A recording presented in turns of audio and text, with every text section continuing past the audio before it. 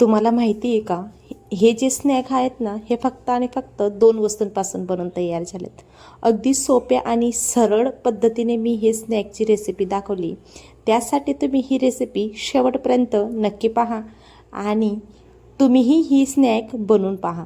मग तुम्हाला कळेल की किती चविष्ट आणि कमी वेळेत सुपर आणि टेस्टी हे स्नॅक बनवून रेडी झाले होते. तर चला मग वेळ न वाया घालवता आपण आपल्या रेसिपीकडे वळूया. सर्वप्रथम तर मी धेडपडी तेल टाकलं. तेल तापल्यानंतर त्याच्यामध्ये अर्धा चमचा मी मोहरीचा वापर करते. मोहरीच्या ऐवजी तुम्ही जिऱ्याच्या किंवा ओवा असतात ना, ओवाही टाकू शकता, पण मी जिरे आणि मोहरीचाही वापर करते. आता मस्त मोहरी तडतडल्यानंतर थोडं जिरं टाकलं. जिरं पण मस्त असं तडतडलं. त्याच्यानंतर मी एक मिरचीचा वापर केला आहे. मिरची तुम्ही तुमच्या आवडीनुसार कमी जास्त करू शकता. हवं तर तुम्ही लाल चटणी पावडरचाही वापर करू शकता. पण हे जे स्नॅक्स आहेत ना, याच्यामध्ये हिरवी मिरची टाकल्याने याचा टेस्ट अगदी उत्तम येतो. तर चला तर मग मिरची पण मस्त तळून झाली. त्याच्यामध्ये आता आपण थोडे पांढरे तीळ आणि कढीपत्ता टाकून मस्त ही फोडणी बसून घेऊया. म्हणजे खमंग अशी फोडणी ही बसून आपली तयार झाली आहे. आता याच्यामध्ये आपण 1.25 कप आपण पाणीचा वापर करतोय. हो मंडळी, आपण 1 कप रवासाठी 1.25 कप पाणीचा वापर करणार आहोत. हे तुम्हाला पुढे कळेलच की मी 1.25 कप पाणी का टाकलं, कारण मेजरमेंट खूप महत्त्वाचं असतं. हे कारण 1-2 वेळेस ना अंदाजे मी पाणी टाकल्यामुळं जो रवा असतो ना, तो थोडासा चिकट असा झाला होता. म्हणून मी तेव्हापासून ठरवलं आहे की मी मेजरमेंट करूनच पाणी टाकेल आणि मेजरमेंट करूनच रवा पण घेईल. म्हणजे माप आपलं माहिती असतं ना आपल्याला, तर कुठलीही रेसिपी असो ती बिघडत नाही, हे तर मला खात्री झाली. चवीप्रमाणे मी मीठ टाकलं. मीठ टाकल्यानंतर 1-1.5 चम्मच मी कुटलेली जाड मिरची आपली, म्हणजे चिली फ्लेक्स त्याला म्हणतात, ते टाकणार आहोत. तुम्हाला नसेल टाकायचं तर नका टाकू, पण चिली फ्लेक्स टाकल्याने टेस्ट खूप छान येतो आणि कलरही त्या स्नॅकला छान येतात. बघू शकता मस्त असं खडखडून उकळी आली आहे.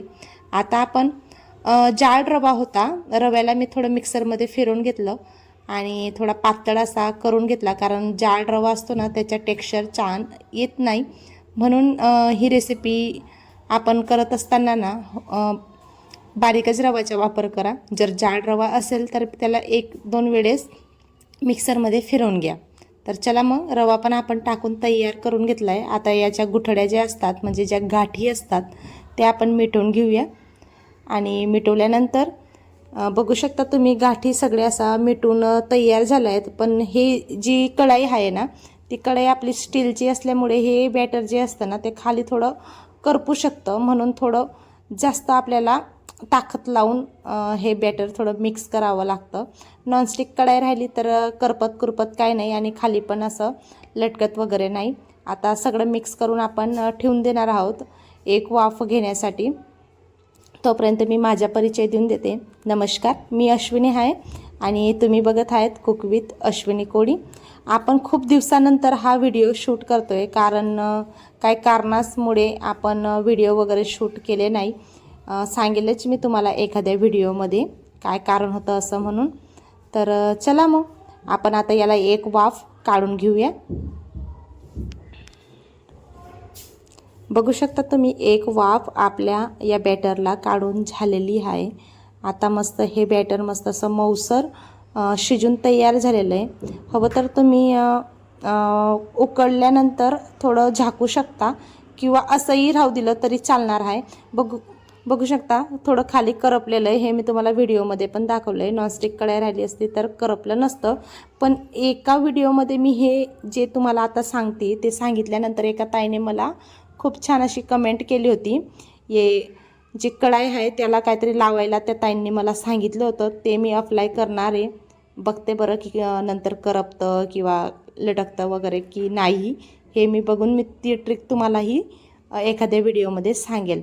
आणि बघा आता आपण एका परातीमध्ये ते सगळं बॅटर काढून घेणार आहोत. आणि बॅटर थोडं गरम असल्यामुळं आपण याला हात वगैरे तर काही लावू शकत नाही. म्हणून याला थोडं गार होण्यासाठी आपण 5 6 मिनटासाठी एका साईडला ठेवून देणार आहोत. तोपर्यंत तुम्ही जर आपल्या चॅनलवरती नवीन असाल तर आपल्या चॅनलला सबस्क्राईब करून घ्या. आणि जर तुम्हाला ही रेसिपी शेवटपर्यंत पाहिल्यानंतर थोडी जरी आवडली ना तर आपल्या रेसिपीला एक लाईक आणि कमेंटमध्ये मला नक्की सांगा की तुम्ही ही रेसिपी कुठून बसून पाहताय. म्हणजे मला कमेंटमध्ये रिप्लाय द्यायला आणि कमेंट वाचायला खूप छान वाटेल. आता बघा आपलं हे जे बॅटर आहे ना हे मस्त असं गार झालं आहे. आता याच्यामध्ये आपण 2 उकळलेले बटाटे त्यांचा वापर करतो आहे. मी तुम्हाला आधी पण सांगितलं होतं की फक्त 2 वस्तूंपासून आपण ही रेसिपी रेडी करणार आहोत. बघू शकता. आता मी जो उकळलेला बटाटा आहे ना त्याला किसणीने असं किसून घेणार आहोत. पण नंतर मला कळालं की आपण किसणीने का हा बटाटा किसतोय, हाताने पण मॅश करू शकतो. मग मी किसणीने पण तुम्हाला हा बटाटा किसून दाखवला आहे. आणि थोडक्यात सांगायचं झालं तर हा बटाटा मॅश करायला मॅशरनेच मॅश करायचा होता. किसणीने किसल्यानंतर हा बटाटा खूप चिवट असा झाला होता.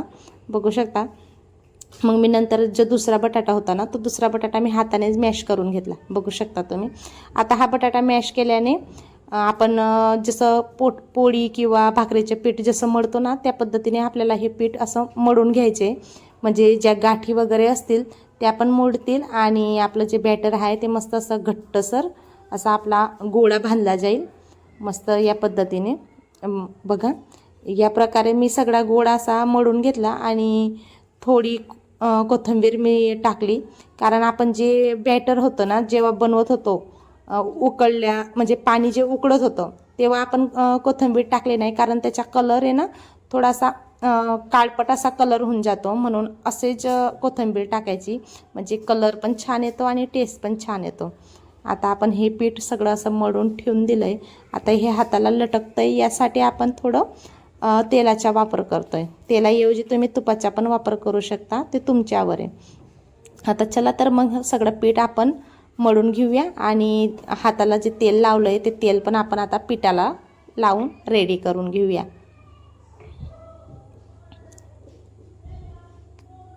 आता पीठ मस्त आपलं रेडी होऊन झालेलं आहे. आता हा गोळा पण मस्त असा आपला बांधून रेडी झाला आहे. आता मी तुम्हाला दाखवते की पुढचे हे स्नॅक वगैरे आपल्याला कसे बनवायचे. थोडे कोथिंबीरचे डंठल जे असतात म्हणजे ज्या कांड्या वगैरे असतात काळ्या त्या थोड्या जाड राहिल्या होत्या म्हणून मी ते थोडं साईडला काढून ठेवलं. आता एका पोळपाटवरती आपण थोडा जे बॅटर आपण मळून ठेवलं आहे त्याच्यात थोडासा एक उंडा घेऊया आणि मस्त असा चोळून घेऊया हातावर. जेणेकरून थोड्या फार गाठी असतील त्या थोड्या कम होतील किंवा मोडून जातील याची आपल्याला थोडी काळजी घ्यायची. कारण थोडा बटाटा मॅश करताना थोडा ओबळधोबळ मॅश झाला म्हणजे थोडा जाडसर असा मॅश झाला. आणि या पद्धतीने आपण लांब लांब अशा स्टिक बनवून घेणार आहोत. बघू शकता आपण शेवया जसं वळतो ना त्या पद्धतीने आपल्याला हा बॅटरचा म्हणजे ह्या गोळ्याचा असा लांब लांब स्टिक बनवून घ्यायचे आणि चाकूच्या मदतीने आपल्याला हा असे छोटे छोटे असे आकार देऊन द्यायचे आहेत. म्हणजे छोटे छोटे पीस बनवून घ्यायचे आहेत. बघू शकता तुम्ही. मी व्हिडिओमध्ये तुम्हाला दाखवतेचे त्या प्रकारे आपल्याला हे बनवून तयार करायचे आहेत. आणि नाही जर तुम्हाला या पद्धतीने अशी स्टिक बनवून कट करायचे असतील ना तर छोटे छोटे असे बाउल्स असतात बघा. आपण कुठल्या तरी मी रेसिपीमध्ये तुम्हाला दाखवलं आहे. एकदम पहिली माझी जी रेसिपी होती ना ती माझी व्हायरल गेली होती. म्हणजे आता तरी तिच्यावर आय थिंक 4-5 लाख व्ह्यू असतील. ती रेसिपी तुम्ही एकदा विजिट करा आणि ती रेसिपी पहा. त्या रेसिपीमध्ये मी पण दाखवलं आहे. अशीच काहीतरी रेसिपी आहे तांदळाच्या पिठाची ज्याचे मी छोटे छोटे बाउल्स बनवलेले आहेत. पण आपल्याला याला काय बॉल्स वगैरे बनवायचे नाहीत. मस्त असे छोटे छोटे नगेट्स असतात बघा. तशा पद्धतीने आपल्याला ही रेसिपी तयार करून घ्यायची. कारण आता उन्हाळ्याच्या सुट्ट्या मुलांना लागल्या आहेत म्हणून ते काहीतरी मागतच असतात. काहीतरी त्यांना खायचंच असतं. आणि माझा मुलगा तर खरंच माझ्या मुलगासारखा कोणाचाच मुलगा नसणार. कारण तो दिवसभरामध्ये काय मागेल याची गॅरंटी नाही. बघू शकता मी असे नगेट्स मस्त छोटे छोटे बनवून ठेवले आहेत. आणि याला ना त्याच्यामध्ये थोडं तेल शिरणार किंवा तेलगट असे होतील हे नगेट्स म्हणजे हे स्नॅक्स. म्हणून मी थोडं कॉर्नफ्लावर टाकलं आणि एकमेकांना ते कॉर्नफ्लावर म्हणजे असं ताट हलवून घेतला आणि लावून घेतलं. कॉर्नफ्लॉवरच्या ऐवजी तुम्ही मैद्याचा पण वापर करू शकता. आणि मस्त कॉर्नफ्लॉवर लावून आपला आता हे जे स्नॅक्स आहेत ते तयार झालेत. आता तेल थोडं मस्त असं तापलं होतं. तेलामध्ये टाकत असताना ती जी क्लिप असते ती शूट करायची राहिली, म्हणून त्यासाठी मी माफी मागते. आता बघा मस्त असे आपले नगेट्स किंवा ते जे स्नॅक्स आहेत रव्याचे आणि बटाट्याचे ते आपण तेलामध्ये तळायला टाकलेत. मस्त असं गोल्डन ब्राऊन कलर येईपर्यंत आपल्याला हे स्नॅक तळून तयार करून घ्यायचे. आपले जे हे स्नॅक आहेत ना हे एकदम क्रिस्पी आणि मस्त असं कुरकुरे जसे असतात ना कुरकुरीत त्या पद्धतीने तळून तयार झालेत. आणि बघा तुम्ही मस्त असा गोल्डन ब्राऊन कलर आला तोपर्यंत आपण हे स्नॅक तळून घेतले. आता दुसरी बॅच पण मी याच पद्धतीने तळून घेणार आहे. आणि बघा अजिबात असं तेलकट वगैरे हे स्नॅक तळून झालेले नाही आहेत, कारण आपण वरून थोडं कॉर्नफ्लावर वगैरे टाकलं ना, म्हणून हे असं तेलकट झाले नाही. आता बघा दुसरी बॅच पण आपण याच पद्धतीने तळून घेणार आहोत. परत एक निवेदन करते, जर तुम्ही चॅनलवरती नवीन असाल तर आपल्या चॅनलला सबस्क्राईब करा आणि छानशी अशी कमेंट करा आणि आपल्या व्हिडिओला एक लाईक करा. आणि तुम्ही व्हिडिओ कुठून पाहताय हेही मला कळवा. तर चला दुसरी बॅच पण मस्त आपल्याशी तळायला आपण टाकली आहे. त्याच पद्धतीने आपण ती बॅच तळून तयार करून घेणार आहोत. बघू शकता मस्त गोल्डन आणि ब्राउनिश कलर म्हणजे असा सोनेरी कलरमध्ये हा आपला स्नॅक तळून तयार झाला आहे. कलर तर एकदम छान आला आहे आणि खायला पण छानच झाले होते हे. आणि एकदम छान म्हणजे कमी वेळेत ही रेसिपी बनवून तयार होते. म्हणजे जर तुम्हाला संध्याकाळची भूक असेल, चहासोबत काहीतरी हलकं हुलकं खायचे असेल, त्यावेळेस पण तुम्ही हे स्नॅक तळून मुलांना किंवा आपल्या नवरोबांना देऊ शकता किंवा घरच्या लोकांना देऊ शकता. कारण आमच्या घरामध्ये चहा वगैरे तर आम्ही घेत नाही, म्हणून आम्ही संध्याकाळचा थोडा नाश्ता वगैरे करतो. त्यासाठी आपण असे थोडे हलके फुलके स्नॅक बनवून रेडी करून ठेवते मी. बघा अजिबात असं तेलकट वगैरे हे स्नॅक झालेले नाही आहेत. आतून मस्त असा मऊसर आणि बाहेरून एकदम असा क्रिस्पी हा स्नॅक बनवून रेडी झाला आहे.